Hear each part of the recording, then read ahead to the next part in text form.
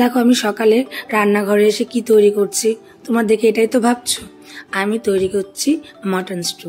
আর এটা আমি কিভাবে রান্না করি সেটা তোমাদের সঙ্গে আজকে শেয়ার করবো, আর কার জন্য তৈরি করছি সেটাও তোমাদেরকে আমি বলবো। তাহলে তোমরা ভিডিওটা একদম স্কিপ করো না, ভিডিওটা দেখতে থাকো। ফার্স্টে আমি মটনের লেগগুলোকে ভালো করে পরিষ্কার করে নিয়ে তার মধ্যে গোলমরিচ বাটা, একটু আদা বাটা, রসুন বাটা আর একটু জিরে বাটা দিয়ে আমি ভালো করে এটাকে একটু ম্যারিনেট করে রেখেছিলাম। কিছুক্ষণ ম্যারিনেট করার পর দেখো আমি প্রেশার কুকারে দিয়ে দিয়েছি। মোটামুটি এটা একটু কষিয়ে ওর মধ্যে জল দিয়ে দেবো। এবার আমি ওয়েট করব সিটি পড়ার জন্য। মোটামুটি 5-7টা সিটি পড়লে মোটামুটি এটা রেডি হয়ে যায়। দেখো আমি মোটামুটি 7-8টা সিটি দিয়েছিলাম। দেওয়ার পর ফাইনাল রেজাল্টটা দেখো, মোটামুটি পুরোটাই রেডি হয়ে গেছে। আর খেতেও দারুণ হয়েছিল। আর কেন করেছিলাম, সোনার পাপার প্রচণ্ড জ্বর, কাল থেকে জ্বরে মাথা তুলতে পারছে না, কিছু খেতে ভালো লাগছে না। তার জন্য ভেবেছিলাম যে এটা তৈরি করে খাওয়ালে ওর হয়তো ভালো লাগবে।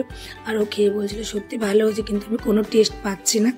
আর তোমাদের বাড়িতে তোমরা এটা তৈরি করে খেতে পারো। আর এটা খেলে শরীরটা খুব ভালো লাগে, রিফ্রেশ লাগে।